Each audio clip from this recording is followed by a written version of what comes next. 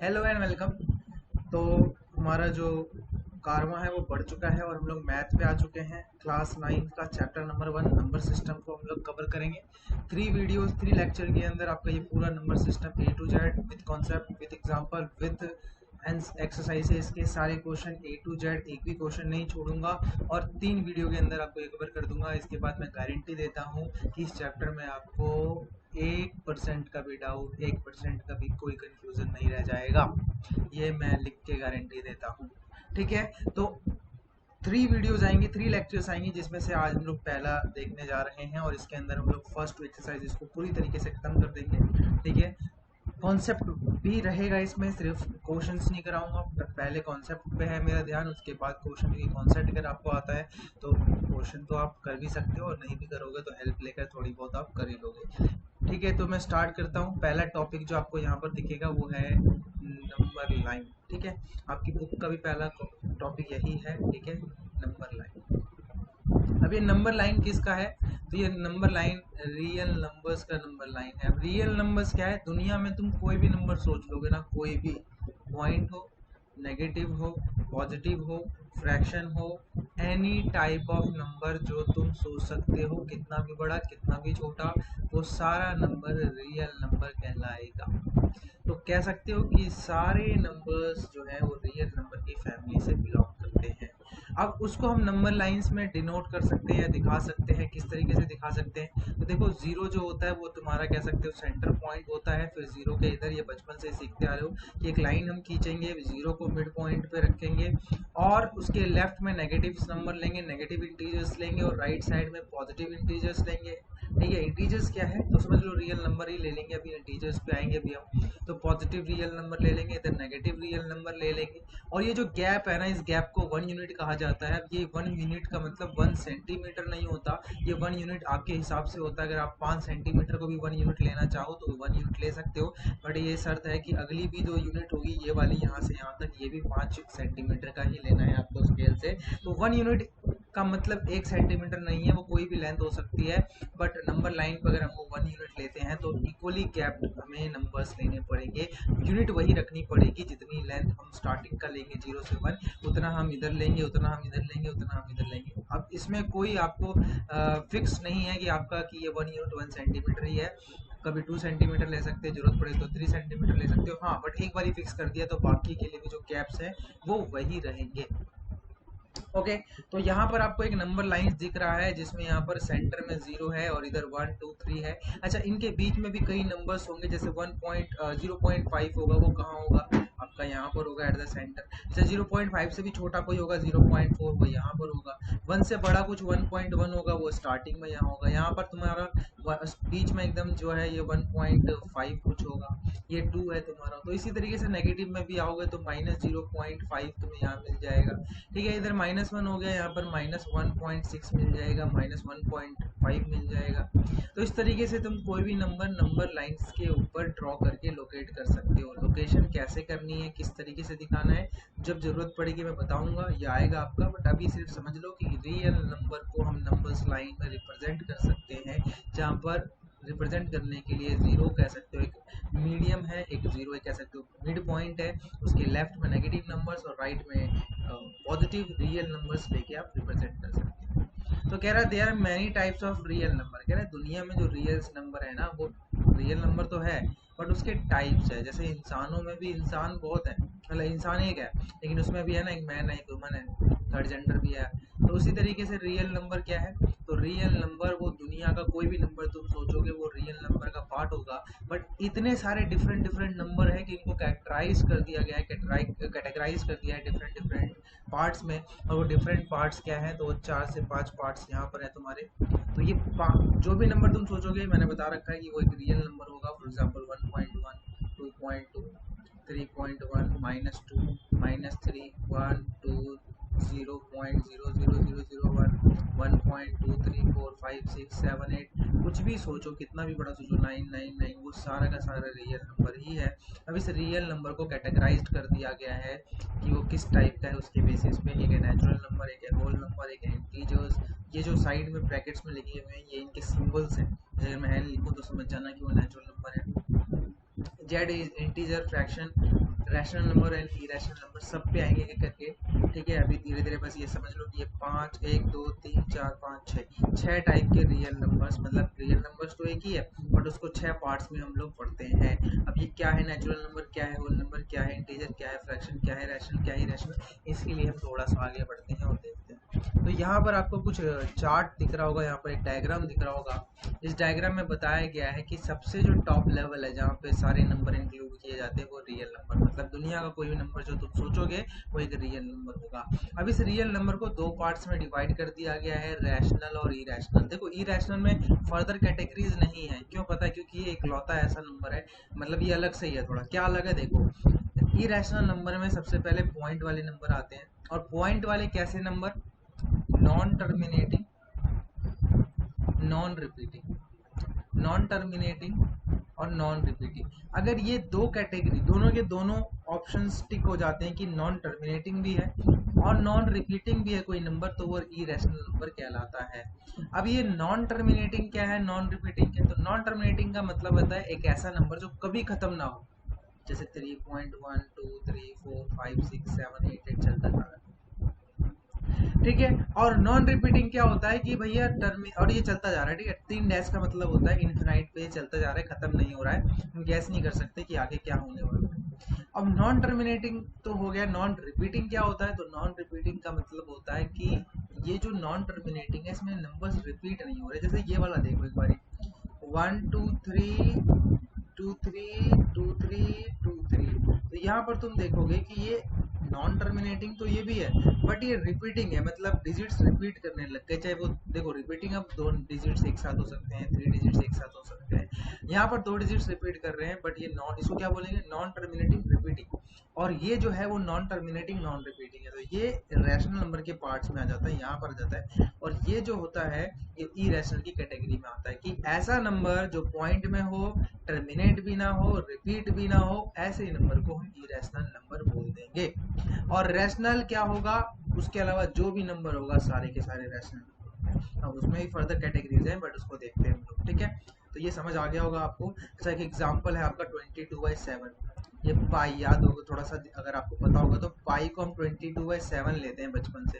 अब थोड़ा इसको डिवाइड करके देखो, ये ना कभी खत्म होगा और ना ही डिजिट्स रिपीट करेंगी, तो हम क्या बोलेंगे कि ये एक इरेशनल नंबर। बात समझ आई होगी। ठीक है, बाकी जो भी तुम सोच सकते हो इसके अलावा, जो इन दोनों दोनों के दोनों ही कैटेगरी को फुलफिल नहीं कर रहा होगा, वो सारे के सारे नंबर रैशनल। ठीक है, बात समझ आ गई। अब रैशनल नंबर्स में भी टाइप है, फ्रैक्शन। तो फ्रैक्शन क्या होता है, जो कि कह सकते हो कि अपॉन में हो, जिसका न्यूमरेटर भी हो और डिनोमिनेटर भी हो। तो हम जितने भी रैशनल नंबर है ना उसको हम फ्रैक्शन के फॉर्म में रिप्रेजेंट कर सकते हैं। रैशनल नंबर की डेफिनेशन ही यही होती है कि दुनिया का अगर कोई नंबर न्यूमरेटर और डिनोमिनेटर की फॉर्म में रिप्रेजेंट किया जा सकता है तो हम उस नंबर को रैशनल नंबर बोल देंगे। फॉर एग्जांपल अगर -2 है तो इसको मैं -2/1 बोल सकता हूँ, तो ये एक रैशनल नंबर है। अगर कोई नंबर 2.3 है तो इसको मैं क्या बोल सकता हूँ, ये डेसिमल हटाना आता होगा आपको, तो इसको बोल सकता हूँ 23/10। कैसे हटाया डेसिमल, पॉइंट के बाद कितने नंबर है, एक, तो डेसिमल हटाने के लिए आपको फिर एक जीरो वाला नंबर, जैसे 10 100 1000, तो 100 कब लाओगे नीचे, जब 2 डिजिट्स होंगे। जैसे अगर ये होता तो मैं लिखता 2 डिजिट है पॉइंट के बाद तो 2 जीरो लिखता है, पूरा नंबर फिर 2 डिजिट। तो इस तरीके से मैं न्यूमरेटर अपॉन डिनोमिनेटर के फॉर्म में अगर किसी नंबर को कर पाता हूँ रिप्रेजेंट, तो वही रैशनल नंबर हो जाता है। तो रैशनल नंबर की डेफिनेशन ही यही है कि any number which can be represented in the form p upon q, यहाँ पर नीचे भी आएंगे, p अपॉन q के फॉर्म में, मतलब न्यूमरेटर और डिनोमिनेटर के फॉर्म में जिसको भी रिप्रेजेंट करते हैं, जिसमें से q जीरो नहीं होना चाहिए, नीचे वाला पार्ट जीरो नहीं होना चाहिए, बाकी कुछ भी चलेगा, ऊपर भी जीरो, ऊपर चलेगा जीरो, ऊपर कुछ भी चलेगा, नीचे भी कुछ भी चलेगा, नीचे जीरो अलाउड नहीं है बस। ठीक है, तो हर नंबर को हम जिस भी नंबर को रिप्रेजेंट कर पाए न्यूमरेटर और डिनोमिनेटर में, उस नंबर को हम रैशनल नंबर बोल देंगे। तो बस इस नंबर को नहीं कर पाते हैं रिप्रेजेंट, जो कि नॉन टर्मिनेटिंग और नॉन रिपीटिंग होता है। बाकी ये वाला भी हो जाता है, जो कि नॉन टर्मिनेटिंग तो है बट रिपीटिंग है, तो हो जाता है, काम बन जाता है। और हम करेंगे भी इसको कि इसको p अपॉन q के फॉर्म में कैसे लिखेंगे, मतलब ये तो बहुत सारे हैं, तो कैसे पता चलेगा कि पॉइंट के बाद कितने नंबर आएंगे, तो इसको भी हम करना भी सीखेंगे, बट अभी रुक जाओ। तो ये समझ लो कि रैशनल नंबर वो नंबर्स होंगे जिनको हम p अपॉन q के फॉर्म में रिप्रेजेंट कर पाए, जहाँ पर p हमारा न्यूमरेटर होता है और q हमारा डिनोमिनेटर होता है, और q इक्वल 0 नहीं होगा, मतलब 0 नहीं होना चाहिए। क्यों? बाकी कुछ नहीं यूज कर सकते हो p में 0 यूज कर सकते हो, बट q में नहीं। ठीक है, तो नेक्स्ट है रैशनल नंबर्स के टाइप है फ्रैक्शन एंड इंटीजर्स। इंटीजर्स क्या होंगे? नॉर्मली 1 2, ये दो टाइप के होते हैं, पॉजिटिव एंड नेगेटिव। ठीक है, 1 2 3 4 5 हो गया, 0 हो गया, -1 -2, मतलब बिना पॉइंट के नंबर आते हैं इसमें। ठीक है, फ्रैक्शन वाले में पॉइंट नंबर आ जाता है, जैसे 1.2 है तो ये फ्रैक्शन का पार्ट हो गया, इसको मैं 12/10 लिख सकता हूँ, और फिर इक्विवेलेंट फ्रैक्शन कट पिट करके इसको 6/5 बोल सकता हूँ। तो इस चीज़ को मैं फ्रैक्शन में इंक्लूड करूंगा, बट अगर कोई बिना पॉइंट वाला, बिना डेसिमल वाला नंबर है तो वो इंटीजर्स में आ जाता है, नेगेटिव हो या पॉजिटिव। अब ये इंटीजर्स दो टाइप का हो जाता है, कि इंटीजर हो जाता है negative integers, -1 -2 -3 -4 -5 -6 to infinity -infinity. Next है पॉजिटिव वाले। तो पॉजिटिव वाले 0 से स्टार्ट होके जो जहाँ तक जा सकते हो, 1 2 3 4 5 100 200 300 लाख 10 लाख, वो सारे के सारे पॉजिटिव इंटीजर्स होते हैं, और उन पॉजिटिव इंटीजर्स को होल नंबर बोला जाता है।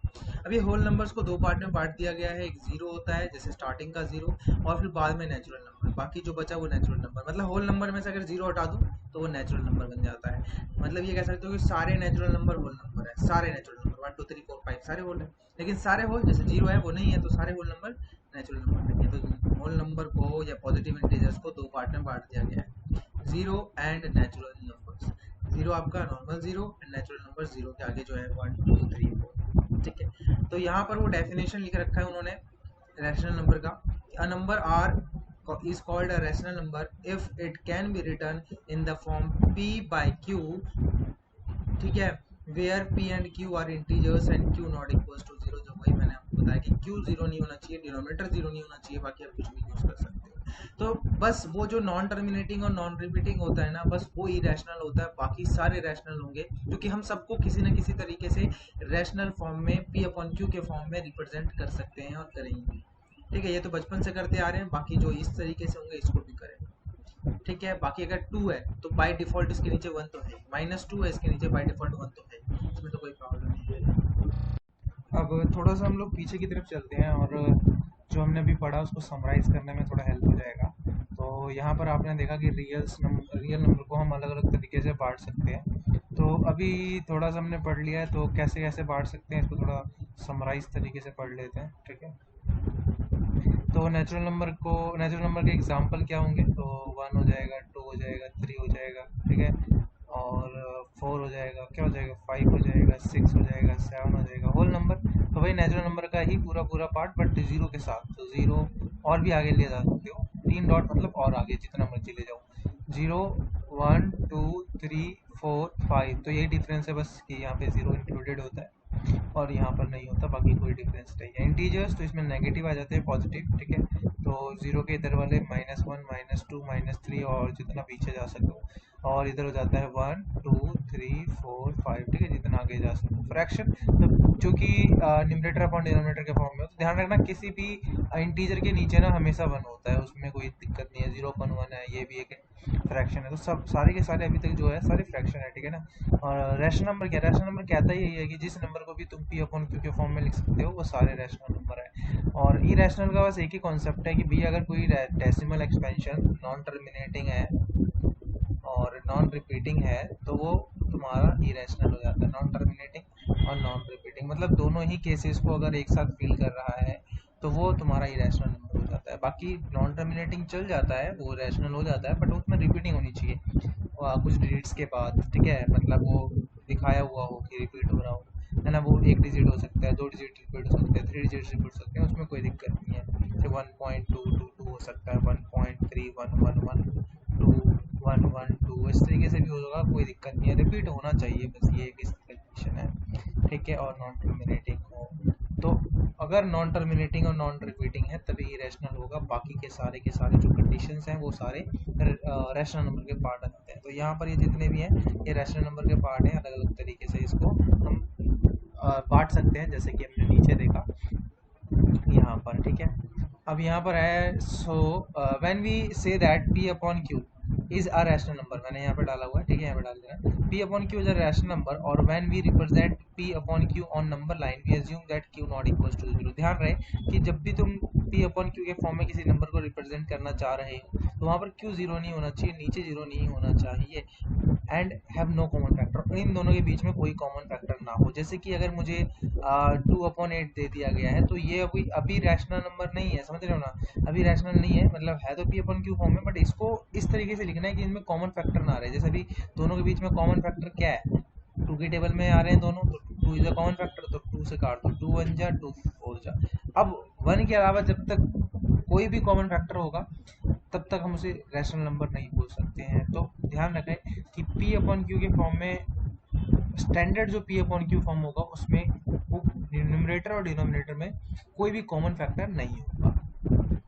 So on a number line among the infinitely many fraction equivalent to 1/2 we only choose 1/2 represent all of them। ये कह रहा है कि भाई 1/2 को रिप्रेजेंट करने वाले इक्विवेलेंट फ्रैक्शन बहुत है, जैसे 4/8 6/12, ये सारे के सारे क्या कर रहे हैं 1/2 के बराबर ही हैं। तो नंबर लाइन में इन सबका जो रिप्रेजेंटेशन है ना वो एक ही है, 4/8 6/12 सबका रिप्रेजेंटेशन 1/2 ही है, 0 के बाद और 1 के बीच बीच में, मतलब इन दोनों के बीच में 1/2 जो है वो 4/8 हो 6/12 हो, जितने भी इक्विवेलेंट फ्रैक्शन है ना 1/2 के वो सारे के सारे 1/2 से ही रिप्रेजेंट किए जाएंगे। और फिर बोल रहा है कि real numbers classified into rational and irrational, जो कि हमें पता ही है, अभी हमने देखा भी, और रैशनल फिर फर्दर कैटेगराइज्ड है बहुत सारे अलग अलग कैटेगरी में।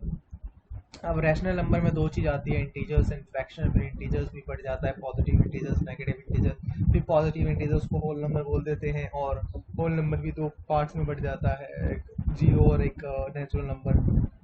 तो ये हम देख के आ चुके हैं, इसमें कोई प्रॉब्लम नहीं होना चाहिए। तो all negative integers and whole numbers make up the set of integers. कह रहे हैं इंटीजर्स का जो सेट होता है उसके अंदर दो चीज़ होती है, एक नेगेटिव इंटीजर्स होते हैं और दूसरा होल नंबर होता है, जीरो से लेकर 1। ये तो जो वाली बात है जो हमने अभी ऊपर पढ़ी। Whole numbers comprises of all natural number and zero. Whole number में क्या होता है, जीरो होता है और सारे नेचुरल नंबर होते हैं, पता है, अभी पता चल चुका है। ठीक है, अब यहाँ पर देखा जो ये दिखाया गया है इसमें ज़्यादा ध्यान देने की जरूरत नहीं है, सिर्फ बस ये बताया गया कि सारे के सारे जितने भी नेचुरल नंबर है वो होल नंबर का पार्ट है, क्योंकि जीरो के अलावा जो भी नेचुरल नंबर है सब मिलके ये क्या बन गया, ग्रीन वाला नेचुरल, ये होल नंबर है। ठीक है, तो होल नंबर के अंदर ही नेचुरल नंबर आता है, फिर होल नंबर इंटीजर्स के अंदर ही आता है, और इंटीजर्स फ्रैक्शन के अंदर ही आता है। ठीक है, और फ्रैक्शन रैशनल के अंदर ही आता है, मतलब fraction and rational is same thing. ठीक है, इंटीजर्स के बाद फ्रैक्शन बोलो या रैशनल बोलो, कि दोनों का मतलब ये कि पी अपॉन क्यू के फॉर्म में न्यूमरेटर और डिनोमिनेटर। और रैशनल और देखो इरेशनल अलग हो गया, इरेशनल अलग हो गया, ये जो खाली जगह है ये इरेशनल हो गए, और पूरा का पूरा जो है ये रैशनल है। तो इसको ज़्यादा समझने की कोशिश मत करना, बस ये है कि इन्होंने बता रखा है कि इरेशनल और रैशनल मिलके रियल नंबर बनाते हैं, और रैशनल फिर फर्दर कैटेगराइज्ड है डिफरेंट डिफरेंट ग्रुप में। तो ऊपर वाला जो अगर चार्ट याद कर लोगे तो फिर इसकी जरूरत नहीं है आपको। अब यहाँ पर एग्जाम्पल जो है आपके एनसीईआरटी का, उसमें क्या पूछा गया है, are the following statement true और false, give reason for your answer. Every whole number is a natural number. क्या है, दुनिया का जितना भी होल नंबर है सारे नेचुरल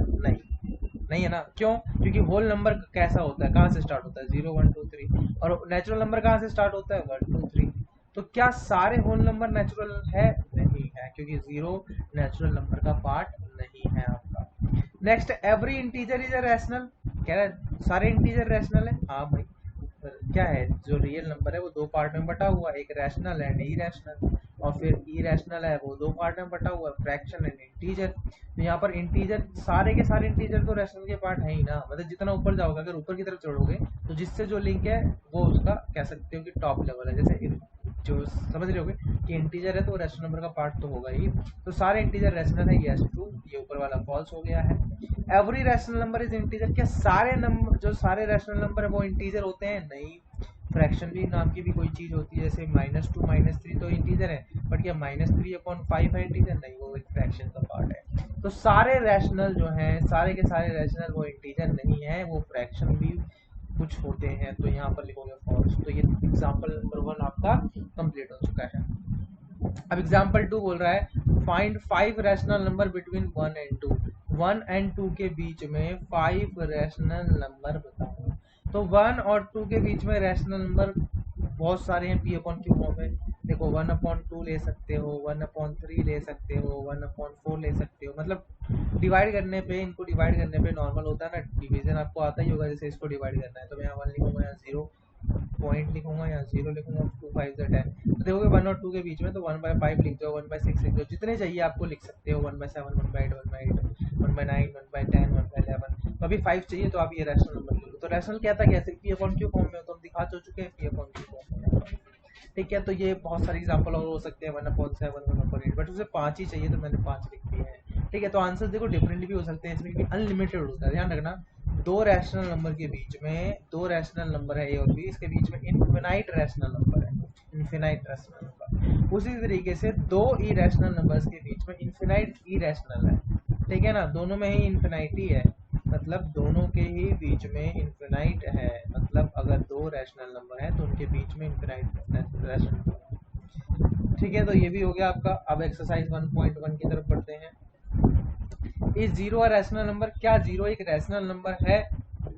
अगर है तो तुम उसे पी अपॉन क्यू के फॉर्म में लिख सकते हो, जहाँ पर P and Q R integer होनी चाहिए और क्यू नॉट इक्वल टू 0 होना चाहिए। तो समझ लो कि अगर 0 है, तो मैंने कहा था ना कि कोई भी इंटीजर है उसके नीचे बाय डिफॉल्ट 1 लगा ही हुआ है। तो देखो इज यस, लिखेंगे yes 0 is a rational number, can you right, लिखेंगे 0/1, तो लिख दिया 0/1 पी अपॉन क्यू के फॉर्म में। ठीक है, बस हो गया खत्म। ये है यहाँ पे। नेक्स्ट पूछा गया है find 6 rational number between 3 and 4। तो 3 है और 4 है, तो 3/2 ले लो, 3/3 ले लो, 3/3 क्या हो जाएगा, 3/3 1 हो जाएगा, तो 3 के बीच में हो जाएगा। एक मिनट, इसको थोड़ा देखो सही से करते हैं। अगर तुम्हें दो नंबर्स के बीच में रैशनल नंबर, रैशनल नंबर के बीच में अगर रैशनल नंबर निकालना हो ना, तो उसका मैं पक्का तरीका बता देता हूँ तुम्हें कैसे निकालना है। सबसे पहले उनके डिनोमिनेटर को सेम करो। तो यहाँ पे देखोगे 3 और 1 का तो डिनोमिनेटर बाय डिफॉल्ट सेम है। अगर सेम है फिर भी नहीं निकाल पा रहे हो, पहले तो सेम करना है, और सेम करने के बाद निकल जाए तब तो बहुत ही अच्छी बात है। ठीक है, अगर ना सेम करने के बाद भी ना निकले, जैसे 1 सेम है, इसमें तो कोई दिक्कत नहीं है, तो फिर हम क्या करते हैं ना, इक्वली मल्टीप्लाई करते हैं बोथ साइड, इधर भी। फॉर एग्जाम्पल 5 से कर दिया, मैं ना ये कह सकते हो हिट एंड ट्रायल होता है, यहाँ पे भी 5 से कर दिया और यहाँ पर भी 5 से कर दिया और यहाँ पे भी 5 से कर दिया। अब यहाँ पे क्या हो जाएगा, 15 हो जाएगा और यहाँ पर 20 हो जाएगा। तो ये पहले रफ में काम करेंगे हम, कि जब हमारा पक्का हो जाएगा कि हाँ अब निकल सकता है, उसके बाद हम पेयर में करेंगे। ठीक है, तो 15/20 हो गया और यहाँ 20/5, सॉरी ये 5 हो गया ना, ये 5 हो गया, तो ये 5 हो गया और ये 20/5 हो गया। अब इनके बीच में जो नंबर है वो 16/5 है, 17/5, 18/5, 19/5 और 20/5 तो खुद ही है, तो 4 ही निकल पाए। इसका मतलब 5 से काम नहीं चल रहा है, एक भी मल्टीपल थोड़ा बढ़ाना पड़ेगा। ठीक है ना, बड़ा आ जाए तब तो कोई दिक्कत नहीं है, मतलब ज्यादा आ जाए तब तो कोई दिक्कत नहीं है, उसमें से कुछ उठा के लिख देंगे, बट कम आने नहीं चाहिए ना, जितने मांगे उतने देने पड़ेंगे। 6 तो सीधा मैं 7 से मल्टीप्लाई कर देता हूँ, तो इधर भी 7, इधर भी 7 और इधर भी 7, इधर भी 7। देखो डिनोमिनेटर सेम रहना चाहिए दोनों का, तो पहले एलसीएम से सेम कर लो और उस टाइप पे निकल जाए तो फिर तो बहुत ही अच्छी बात है, और ना निकले फिर तो तुम्हारे पास ये एक भी मल्टीपल का ऑप्शन है। ये 21/7 हो गया और ये 28/7 हो गया। इनके बीच में क्या आएगा, 22/7, 23/7, 24/7, 25/7, 26/7 और 27/7। तो ये 5 और 6 चाहिए थे, ये 6 निकल गए हैं। ठीक है, किस्मत से 6 ही निकले हैं, ना ज़्यादा निकले ना कम। तो यहाँ पर ये जो है 5 रैशनल नंबर बिटवीन दिस निकल गया है। अब देखो यहाँ पर भी सेम क्वेश्चन है, 3/5 एंड 4/5 निकालना है। तो इन्होंने यहाँ पर पहले से ही डिनोमिनेटर को सेम कर दिया है, तो ये तुम्हें खुद करना है, बट आपकी हेल्प के लिए मैं अलग से क्वेश्चन करवा दे रहा हूँ। ठीक है, ताकि आपका और क्लियर हो जाए चीज़। ठीक है, बट ये वाला आपको खुद ही करना है ताकि आपको आइडिया हो जाए किस तरीके से अटेम्प्ट करने हैं क्वेश्चंस को।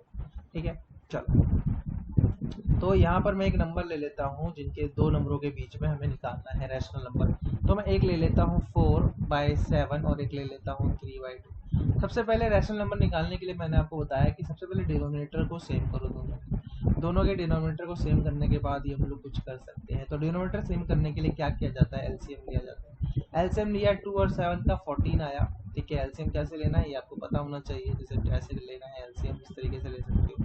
बाकी ये डिफरेंट आया, मतलब वो प्राइम है तो सीधा हम मल्टीप्लाई कर सकते हैं दोनों को, बट ध्यान रखो कि इस तरीके से एलसीएम लेना है। 7 जो कि बचपन से करते आ रहे हैं, 1 लिया 2 7 से 14 आया। अब इसको 14 कैसे बनाया जाए वो देखो, तो 2 से मल्टीप्लाई कर दो, इसको भी 2 से कर दो, इसको भी 2 से कर दो, सॉरी इसको 14 कैसे बनाया जाए, क्योंकि एलसीएम 14 आया तो डिनोमिनेटर को 14 बनाना पड़ता है। देखो जो एलसीएम आएगा डिनोमिनेटर को वही बनाना पड़ेगा, तो 7 को 14 कैसे बनाए, 2 से मल्टीप्लाई, और जो नीचे मल्टीप्लाई करोगे वही ऊपर मल्टीप्लाई कर दोगे। अब 2 को 14 कैसे बनाए, तो 7 मल्टीप्लाई करके, और जो नीचे करोगे वही ऊपर भी कर दोगे, ठीक है।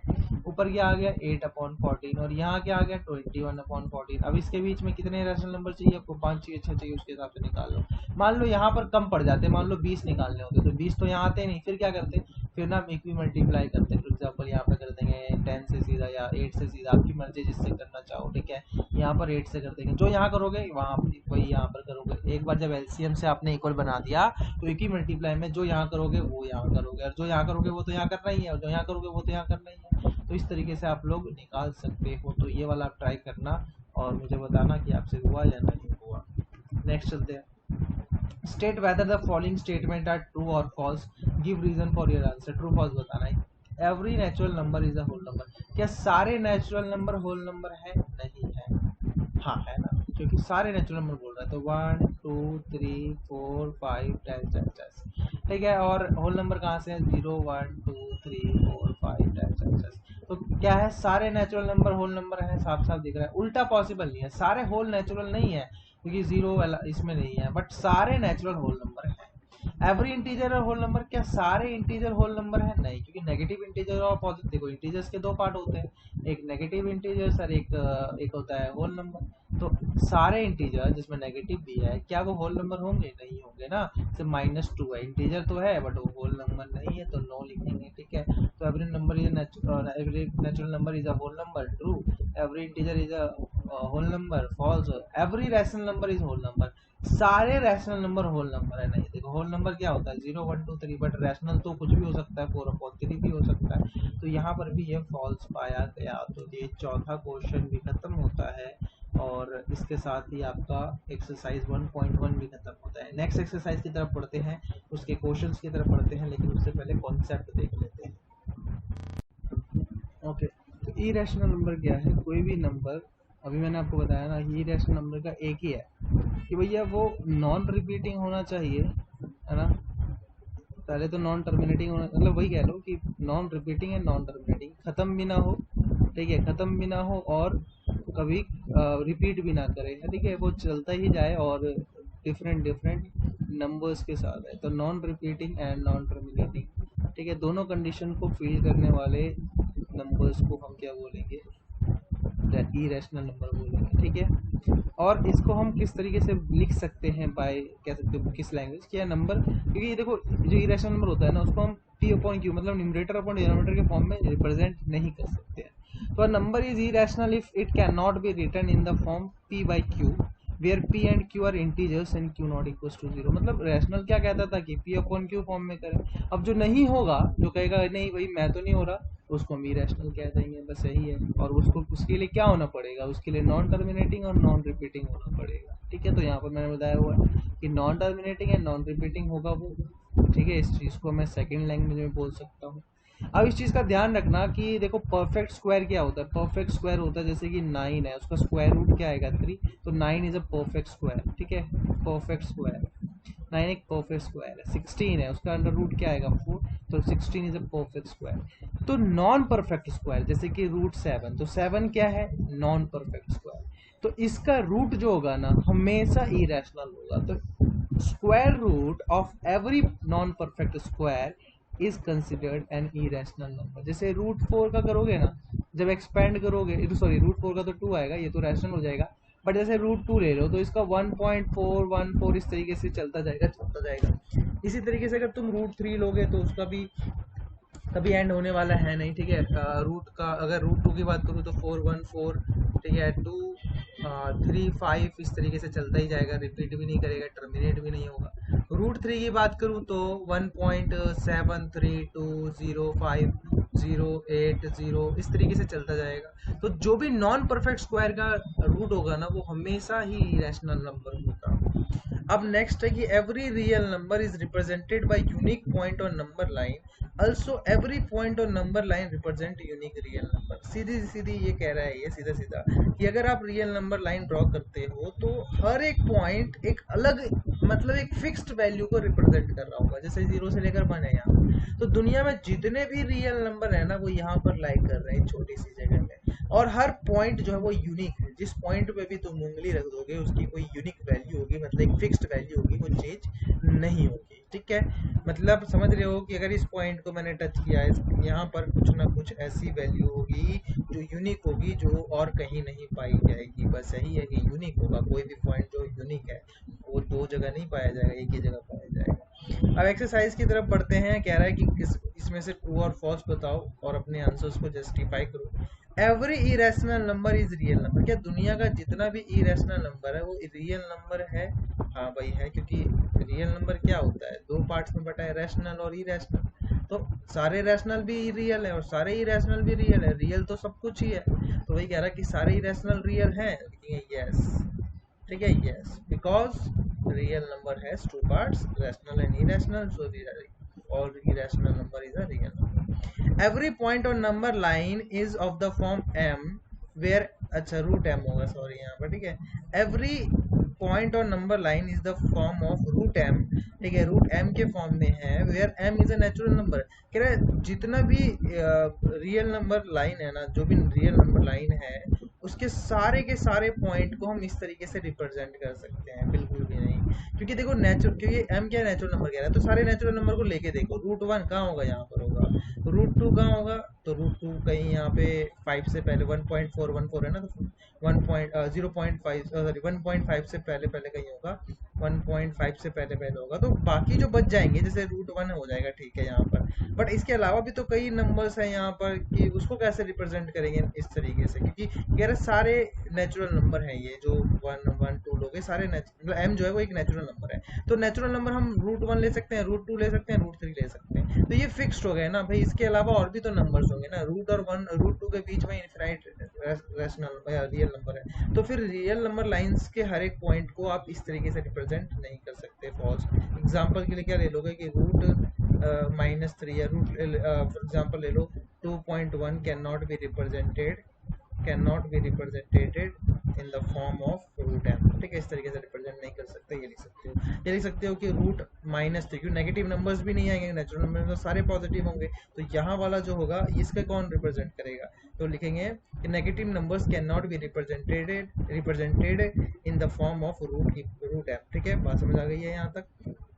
नेक्स्ट है every real number is irrational. क्या सारे रियल इरेशनल है? नहीं, क्योंकि रियल दो टाइप होते हैं, रैशनल इरेशनल। तो या तो रैशनल होगा इरेशनल होगा, लेकिन सारे इरेशनल तो नहीं होंगे ना। तो एग्जांपल दे दो, जैसे कि 3 है, कोई इरेशनल नहीं है, कोई कई सारे एग्जांपल है, ठीक है। अब नेक्स्ट है कि are square root of all positive integer irrational.